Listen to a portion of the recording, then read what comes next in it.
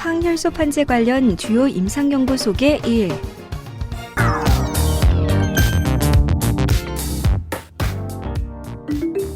동맥경화와 허혈성 심질환의 약물 치료에서 중요한 약물 중의 하나인 항혈소판제와 관련된 임상 연구들이 많이 있는데요. 이번 시간에는 이러한 임상 연구들에 대해서 소개해드리도록 하겠습니다.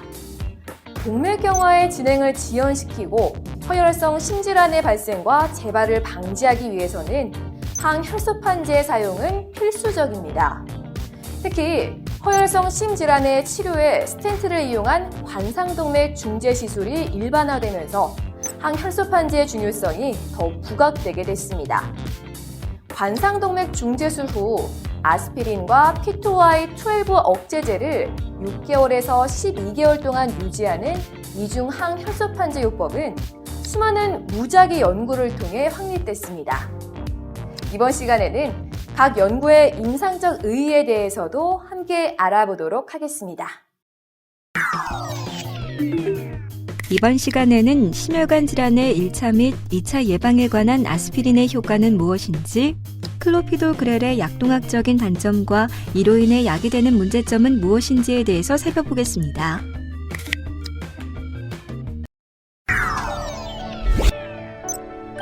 항혈소판제의 기원, 아스피린. 항혈소판제 중 효과가 입증되어 표준 치료 지침에서 사용을 권고하고 있는 약제는 아스피린과 혈소판의 P2Y12 수용체 억제제, 혈소판의 프로테아제 액티베이터 리셉터 1 억제제 등입니다. 그중 프로테아제 액티베이터 리셉터 1 억제제는 국내에 도입되지 않아 이번 강의에서는 제외하도록 하겠습니다. 또한 부정맥 영역에서 다룰 예정인 경구 항응고제와 급성기에 주로 사용되는 주사형 항응고제 또한 이번 강의에는 제외하도록 하겠습니다. 아스피린과 클로피도그렐을 이용한 이중 항혈소판제 요법은 가장 먼저 임상효과가 증명되어 오랫동안 사용된 치료법이며 안정형 협심증과 급성 관동맥 증후군 모두에서 사용 가능한 약물 요법입니다. 이번 시간에 아스피린과 클로피도그렐을 연구한 대규모 임상 연구에 대해 알아보도록 하겠습니다. 먼저 아이시스2 연구입니다. 아스피린은 1980년에 뇌졸중의 치료용으로, 1986년에 심근경색증의 치료용으로 미국 식품의약품안정청의 허가를 받았습니다. 아이시스2 연구는 심근경색증 환자에서 아스피린의 효과를 최초로 규명하기 위해 시도된 연구로 17,187명의 심근경색증 환자를 대상으로 시행되었습니다. 연구 약제와 연구 방법을 살펴보면 연구에 등록된 환자들에게는 관동맥의 재관료를 위하여 혈전 용해제를 1시간 동안 정맥 주사하였고 아스피린은 하루 160mg씩 한 달간 경구 투여하였습니다. 대상 환자들을 각 4개의 군으로 무작위 배정하여 총 35개월 동안 혈관 질환에 의한 사망률을 추적 관찰하였습니다. 이 연구 결과 아스피린을 한 달간 복용한 경우 혈관성 사망률을 유의미하게 감소시켰고 재경색률과 뇌졸중의 발생률도 유의미하게 감소시켰습니다. 아스피린은 수혈이 필요한 주요 출혈 사건을 증가시키지 않았지만 수혈이 필요하지 않은 미세 출혈 사건은 유의미하게 증가시켰습니다. 이번 연구의 의의는 다음과 같습니다. 아스피린이 사용되기 전까지 수십 년간 항응고제인 헤파린과 와파린이 심혈관 질환의 치료제로 사용되었으나 헤파린은 정맥주사형 약제로 장기 사용이 불가능하며 와파린은 약물 상호작용, 주기적인 모니터링의 필요성 및 식품과의 상호작용으로 인해 사용에 제약이 많았습니다. 이에 비해 항혈소판제인 아스피린은 사용이 간편하고 상대적으로 부작용이 드문 장점이 있어 심혈관 질환의 치료에 적당한 약제입니다. 아이시스2 연구를 통해 심근경색증 환자에서 아스피린의 효능에 대한 확실한 근거를 얻게 되었습니다. 아스피린의 효과에 대한 메타 분석에 대해 살펴보겠습니다. 아스피린이 심내혈관계 질환의 1차 치료약제로 인정받게 된 후 아스피린의 효과에 관한 여러 임상 연구들이 진행되었습니다. 하지만 이러한 연구들은 규모나 연구 방식에 상이점이 많고 결과 또한 상반되는 점이 있었습니다. 아스피린을 포함한 항혈소 판제의 효과를 확인하기 위해 안티트롬보틱 트라이러리스트 콜라보레이션은 여러 차례 다양한 연구를 포함하여 메타 분석을 시행하게 되었습니다. 그중 2002년과 2009년에 발표된 메타 분석 연구는 아스피린의 심혈관 질환 예방 효과에 대한 가장 신뢰할 만한 정보를 제공하고 있습니다. 연구 대상 환자군을 살펴보면 2002년 메타 분석에서는 287개 연구에서 포함된 13만 5천 명의 고위험군 환자를 대상으로 항혈소 판제 사용자와 대조군으로 분류하여 비교하였으며 7만 7천 명에서 다양한 항혈소 판제 사용 방법에 관한 비교도 시행되었습니다. 2009년 메타 분석에는 아스피린의 심뇌혈관 질환 1차 예방 효과를 알아보기 위한 연구가 주로 포함되었습니다. 총 6개 연구에서 9만 5천 명의 환자가 포함되었습니다. 연구 방법을 살펴보면 2002년 메타 분석에서는 1997년 9월까지 시행된 항혈소 판제 연구 중 고위험군 환자를 대상으로 진행된 287개 연구를 선별하였습니다. 그중 197개 연구는 항혈소 판제와 위약군 간의 비교 연구였으며 나머지 90개는 항혈소 판제 사용 방법에 관한 연구였습니다. 2009년 메타 분석에서는 아스피린의 1차 예방 효과를 증명하기 위해 진행된 6개의 대규모 연구를 포함하여 심뇌혈관 질환 발생률과 주요 출혈 사건의 발생률을 분석했습니다. 연구 결과는 어떠했는지 살펴보겠습니다. 2002년 메타 분석에서는 연구에 포함된 항혈소 판제 중 대부분은 아스피린이었습니다. 항혈소 판제를 사용할 경우 급성 심근경색증의 위험도를 30%, 급성 뇌졸중의 위험도를 11% 낮추는 것으로 나타났습니다. 전체 연구에서 항혈소 판제는 심뇌혈관 질환의 위험도를 22% 감소시키는 것으로 나타났습니다. 또한 고용량 아스피린은 저용량 아스피린과 비교했을 때 심뇌혈관 질환의 위험도를 감소시키지 못했고 오히려 출혈의 위험도만 증가시켰습니다. 2009년 메타 분석에서 아스피린은 심뇌혈관 질환이 발생하지 않은 환자들에게 1차 예방을 목표로 사용했을 때 치명적이지 않은 심근경색증의 발생을 23% 줄였고 심각한 혈관 질환의 발생을 12% 줄였지만 뇌졸중의 발생과 혈관 질환으로 인한 사망을 유의하게 줄이지 못했습니다. 또한 아스피린은 출혈 위험도를 증가시킬 수 있으므로 주의를 요하는 것으로 나타났습니다. 이 메타 분석에서 아스피린의 효과는 성별에 따라 다르다고 보고하였습니다. 아스피린은 남성의 심근경색증 위험도 감소에 효과적이었고 여성의 뇌졸중 감소에 유효한 것으로 나타났습니다. 본 연구의 의의를 살펴보면 안티트롬보틱 트라이러리스트 콜라보레이션의 메타 분석은 아스피린의 심뇌혈관 질환의 1차 및 2차 예방에 관한 가장 신뢰할 만한 정보를 제공하고 있습니다. 2002년의 메타 분석은 고위험군 환자의 2차 예방에서 아스피린의 효과를 잘 보여주고 있고 2009년 메타 분석은 아스피린이 심뇌혈관 질환의 1차 예방에 유효하다는 것을 보여주고 있지만 동시에 아스피린의 사용은 출혈의 위험 또한 증가시킨다고 경고하고 있습니다. 본격적인 항혈소 판제 시대를 연 클로피도그렐. 혈소판의 활성화가 심근경색증, 허혈성 뇌졸중 및 말초혈관 질환과 같은 동맥혈전성 질환의 발생에 관여하고 ADP의 자극을 통한 혈소판의 표면에 P2Y12 수용체가 혈소판의 활성화에 핵심적인 역할을 한다는 것이 알려진 이후 P2Y12 수용체를 효과적으로 억제할 수 있는 약제들이 개발되었습니다. 가장 먼저 개발된 티클로피드는 뛰어난 혈소판 억제 효과에도 불구하고 호중구 감소증, 혈소판 감소증 및 재생불량성 빈혈 등 심각한 혈액학적 이상이 보고되어 사용에 제한이 많았습니다. 이후 개발된 클로피도그렐은 혈소판 억제 효과는 티클로피딘보다 약하지만 안정성 면에서는 더 우수한 약제입니다. 클로피도그렐의 효능은 수많은 임상 연구를 통해 확인되었으며 클로피도그렐보다 더 강력한 혈소판 억제 효과를 가진 프라수그렐이나 티카그레롤과 같은 약제가 개발된 이후에도 클로피도그렐은 심내혈관계 질환의 2차 예방에 필수적인 약제 중 하나로 권고되고 있습니다. 케프리 연구에 대해 알아보겠습니다. 케프리 연구는 혈소판의 활성화에 ADP가 핵심적인 역할을 담당한다는 것이 알려진 후 ADP의 목표 수용체인 P2Y12를 저해하는 억제제들이 개발되었습니다.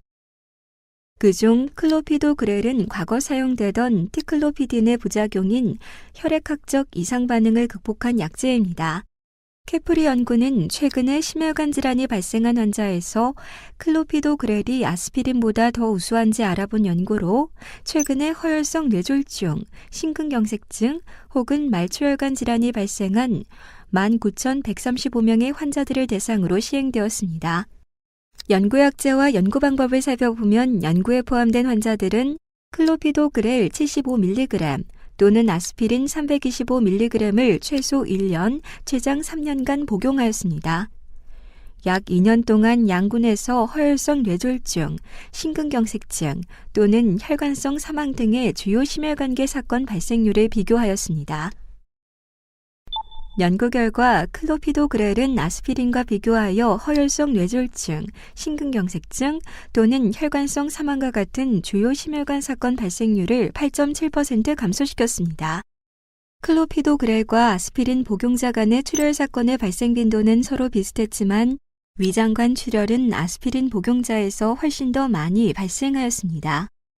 케프리 연구는 P2Y12 수용제 억제제인 클로피도그렐의 혈관성 질환 예방 효과와 안전성을 처음으로 입증한 연구이며 향후 클로피도그렐이 동맥혈전성 질환의 2차 예방에 중요한 약제로 자리매김할 수 있는 토대를 마련한 연구입니다.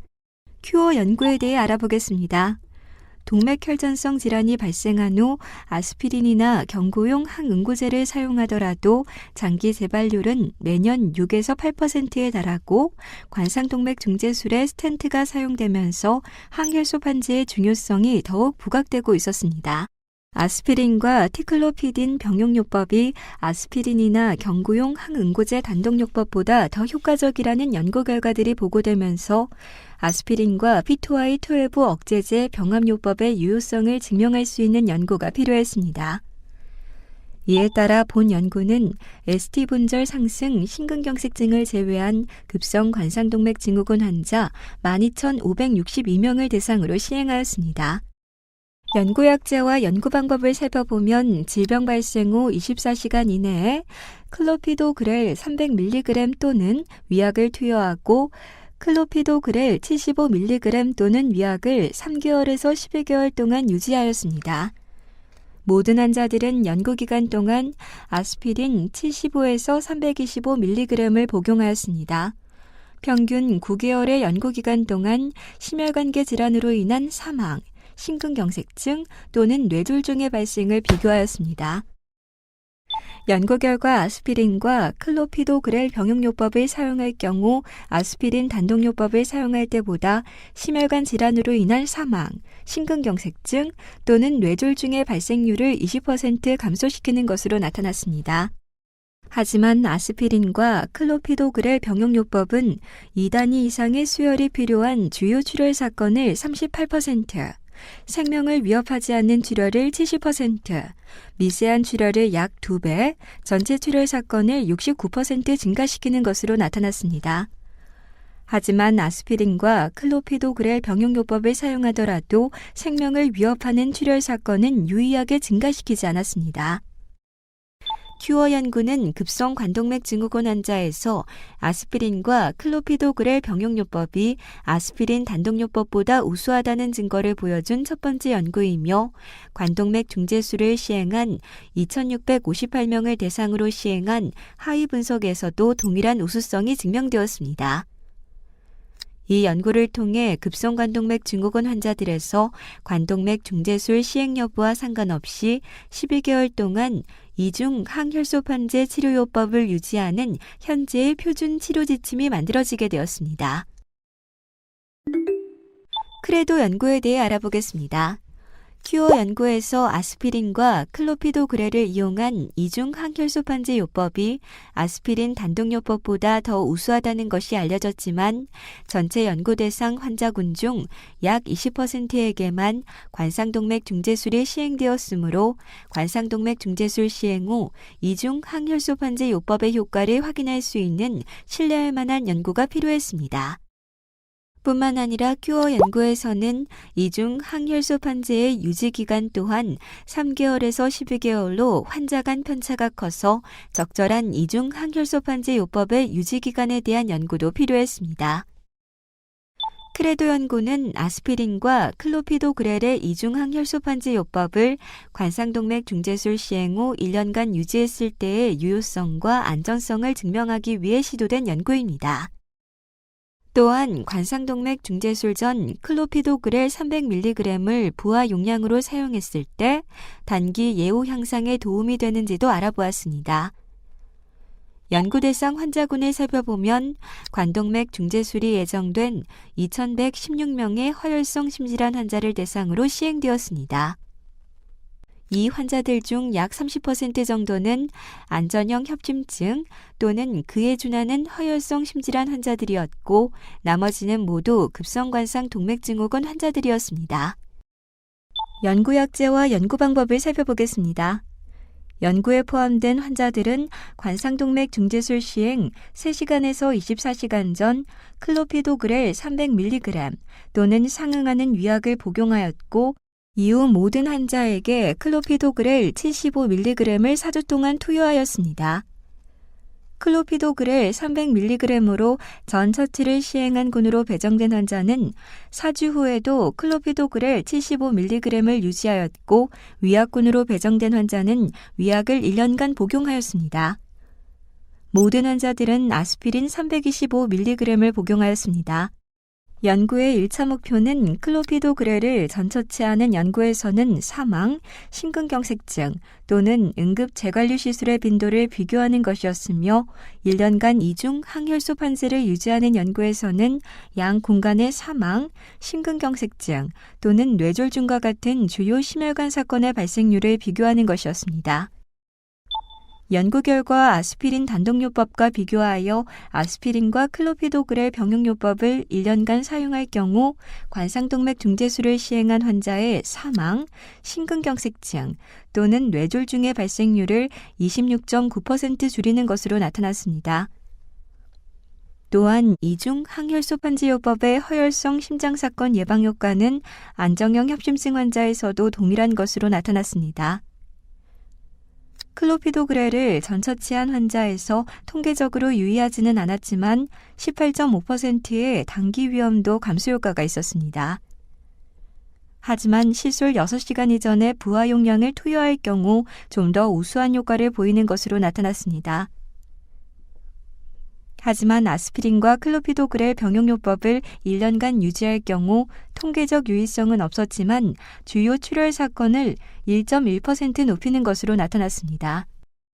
크레도 연구는 허혈성 심장 사건의 예방을 위해 관상동맥 중재술을 시행한 환자에서 질병에 상관없이 1년간 이중 항혈소 판제 요법을 유지하는 것이 좋다는 것을 보여주고 있으며 관상동맥 중재술이 예정되어 있다면 최소 6시간 이전에 부하 용량의 클로피도그렐을 사용하는 것이 좋다는 것을 보여주는 연구입니다. 컴미트와 클라리티 연구에 대해 알아보겠습니다. 케프리, 큐어 및 크레도 연구를 통해 클로피도그렐의 효과가 잘 증명되었지만 급성 ST 분절 상승 심근경색증 환자들은 큐어 연구에서 제외되었기 때문에 이 질환에 대한 클로피도그렐의 효과는 상대적으로 잘 증명되지 못하였습니다.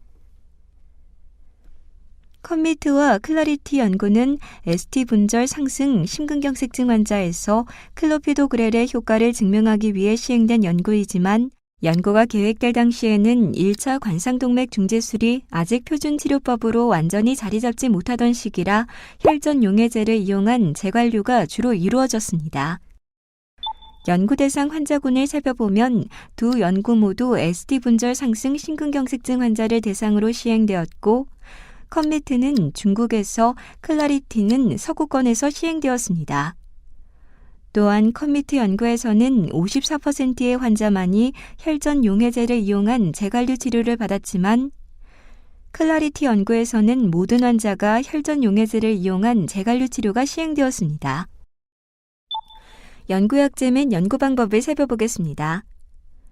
커미트 연구는 부하 용량 없이 클로피도그렐 75mg을 유지 용량으로 사용하였고, 클라리티 연구는 클로피도그렐 부하 용량 300mg을 사용 후 클로피도그렐 75mg을 유지 용량으로 사용하였습니다. 연구에 포함된 모든 환자들은 아스피린을 추가로 복용하였습니다. 커미트 연구의 1차 목표는 퇴원전 또는 4주째 사망, 심근경색증 또는 뇌졸중 등의 허혈성 심장사건 발생률 또는 사망률이었습니다. 클라리티 연구는 관동맥 조영술을 시행한 경우 재관류의 실패, 관상동맥 조영술 시행 전 사망 또는 심근경색증의 재발 비율이 1차 연구 목표였고, 관상동맥 조영술을 시행하지 않은 경우 8일째 또는 퇴원 전 심근경색증이 재발한 경우를 연구의 1차 목표로 설정하였습니다. 커미트 연구에는 45,852명의 환자가, 클라리티 연구에는 총 3,491명의 환자가 포함되었습니다. 연구 결과 커미트 연구에서 클로피도그렐은 허혈성 심장 사건을 9% 감소시켰고 사망률을 7% 감소시켰습니다. 클라리티 연구의 1차 유효성 변수인 관상동맥 조영술 또는 퇴원 전 재관류 실패, 사망 또는 심근경색증의 재발률은 36% 감소되었습니다. 클라리티 연구에서 클로피도그렐은 1차 연구 목표인 허혈성 심장사건의 발생률을 20% 감소시켰지만 사망률은 감소시키지 못했습니다. 클라리티 연구에 포함된 환자들 중 관상동맥 중재술을 실시한 1,863명을 대상으로 하위 분석이 시행되었으며, 클로피도그렐은 심혈관계 질환으로 인한 사망, 심근경색증 또는 뇌졸중의 발생을 41% 감소시키는 것으로 나타났습니다. 두 연구 모두에서 클로피도그렐 사용과 연관된 통계적으로 유의미한 출혈 사건의 증가는 없었습니다. 커미트와 클라리티 연구는 ST 분절 상승 심근경색증 환자에서도 클로피도그렐을 사용하는 것이 단기 예후를 호전시킨다는 것을 보여주고 있습니다. 카리스마 연구에 대해 알아보겠습니다. 앞서 살펴본 여러 연구들에서 아스피린과 클로피도그렐을 이용한 이중 항혈소 판지 요법은 아스피린 단독요법보다 허혈성 심질환의 2차 예방에 더 우월한 효과를 보여주었습니다. 카리스마 연구는 고위험군 환자에서 1년 이상 이중 항혈소 판지 요법을 유지할 경우 아스피린 단독 투약보다 더 우수한 효과를 보이는지 알아본 연구입니다. 이 연구는 45세 이상이며 복수의 동맥혈전성 위험인자를 가지고 있는 경우 관동맥 질환, 뇌혈관 질환 또는 증상이 있는 말초혈관 질환이 있는 경우 중 하나 이상의 조건을 가지고 있는 환자를 대상으로 시행되었습니다. 연구약제 및 연구 방법을 살펴보겠습니다. 연구에 포함된 15,603명의 환자들은 클로피도그렐 75mg 또는 위약을 복용하였고, 양군 모두 저용량 아스피린을 복용하였습니다.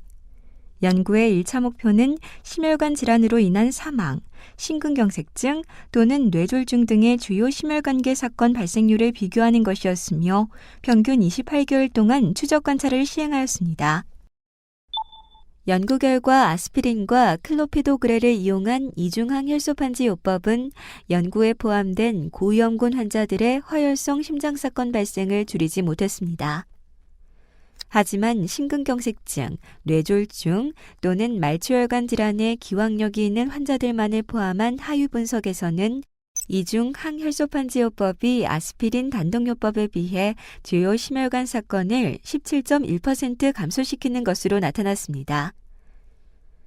또한 이중 항혈소 판지 요법은 구수토 기준의 중등도 출혈의 위험도를 유의하게 증가시켰습니다. 카리스마 연구는 1년 이상 이중 항혈소 판지 요법을 유지하더라도 위험인자만을 가진 고위험군의 허혈성 심장사건 발생을 유의하게 감소시키지 못하는 것으로 나타나 고위험군 환자의 1차 예방을 위한 사용은 권고되지 않고 있습니다.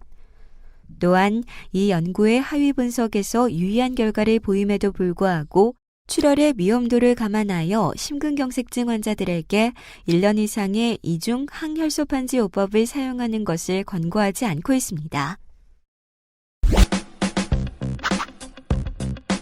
오늘 학습한 내용 중 클로피도그렐의 간과할 수 없는 문제점에 대해 더 깊이 알아봅시다.